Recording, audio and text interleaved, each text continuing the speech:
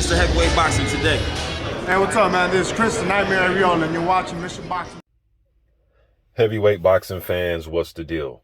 All right, man, so I got a chance to check out the Frazer Clarke, what's that guy's name? Pencho Tsvetko fight, or lack thereof.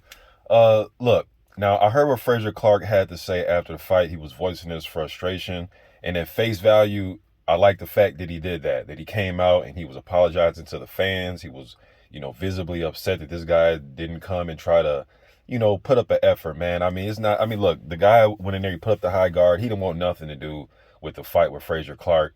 The first good shot that landed, he was ready to go down, putting up the high guard, being very defensive and negative offensively. You can tell the guy didn't want to be there, man. And they, what they like to say gives boxing a black eye, but that type of stuff has always been around. I don't like it, and it is one of the things about the sports that sometimes, just even as a hardcore fan like us, because if you're here listening, most likely you're a hardcore fan.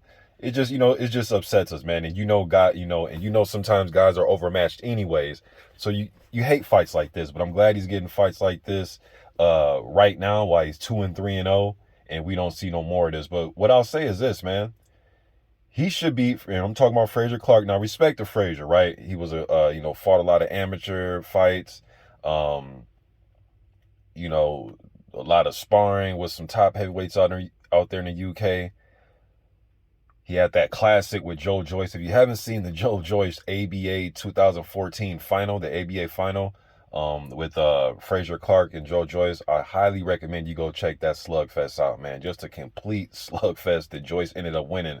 But Frazer Clarke had my respect from then. You know what I'm saying? When I saw that years ago. All right, but as an up and coming, fighter in the amateurs. But what I'll say is this: Frazer Clarke should be pissed off about all three of his fights, not just this one. This Tsvetko guy, only thing he did different from, let's say, Frazer Clarke's fight with Jake Darnell. He just stood in there a little bit longer. Darnell just took a little bit more punishment. That's all he did. You know what I'm saying? He just put up the high guard. All these dudes he's fighting, these first three fights, are just put up the high guard. Let him, besides the Tsvetko guy, because he went down off glancing shots. He got hit with a glancing body shot that hit his elbow and he went down. And I'm glad that the ref just stepped in and just waved it. You could tell the ref was like, look, man, you didn't even get hurt when you went down. But I can just tell what type of foolishness you're on. I'm just stopping this fight. So congrats to the ref in that fight with Tsvetko. But looking at all three of his fights, man, Bracamonte was the only one that showed any type of aggression towards him. The day before, when they had the little stare off in the weigh-in, they almost got into it in the ring. And then when they're in the ring, that left hook that Bracamonte got hit with, he was trying to exchange a left hook himself. And then he threw an overhand right that he tried to land on Clarke, and he missed. But he put some aggression into it. Bracamonte, he took Jarrell Miller, 10 rounds a couple months ago. But besides that, though, man, and then really in that fight, he was just putting up the high guard, getting teed off on. All these guys are mismatches. So I'm not so much in the outrage. I mean, the Jake Darnell dude was just as much of a mismatch, man. He just put his high guard up and got his nose busted and took some good hooks and right hands. He was just tougher. But rather than that, man, Clarke should have been pissed off about that too. Even though he got a more compelling victory, he was actually landing some shots, but wasn't nothing coming back, man. But what's so funny is about this, the Tsvetko dude, he actually landed some good jabs. He was darting in and out with the jab. Like, when I first was watching the fight, I was like, damn, man, dude can probably give Clarke some trouble. He was darting in with the jab. He was trying to lead with left hooks, and they were getting there. They wasn't landing flush to lead lefts, but he was touching them. Then he was coming in and out with jabs, with a 2 or 3 that he threw, but he was just ready to fold it up, man. I think he felt that first leather, even though it probably hit him on his gloves or his shoulder, he just pretty much just said, I'm taking a rain check. I do not want to be here tonight. But yeah, at face value, I'm pissed off, man, about a fight like this. But at the same time, all of Clarke's fights have, besides the Bracamonte, but the Darnell fight was just as bad as this to me, in my opinion. I mean, just because you put the high guard up and you're just a little bit tougher and you stayed in there for 45 more seconds, or, or if he even stayed in there longer than Tsvetko, doesn't even matter. But he was just taking more flush shots. Just a punching bag, man. So I'll say this. Clarke and his team need to find a more quality level of journeyman. Kamil Sokolowski just fought. If you want that type of, fight, then go get a guy like Sokolowski. Go get a guy like Jonathan Rice. Go get a guy like Jamal Woods.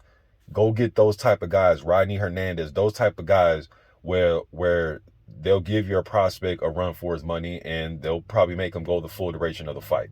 He might be able to get him out of there. All those guys I talked about have got stopped at some point, but majority of the time, all those guys I just named, as far as journeymen, they will take your guy the full 6 rounds, the full 4, 8 rounds. You get what I'm saying? So to me, Clarke needs to be pissed off about pretty much the first 3 fights of his career, and not just this one because this guy didn't want to take any punishment. I mean, mismatches are mismatches, man.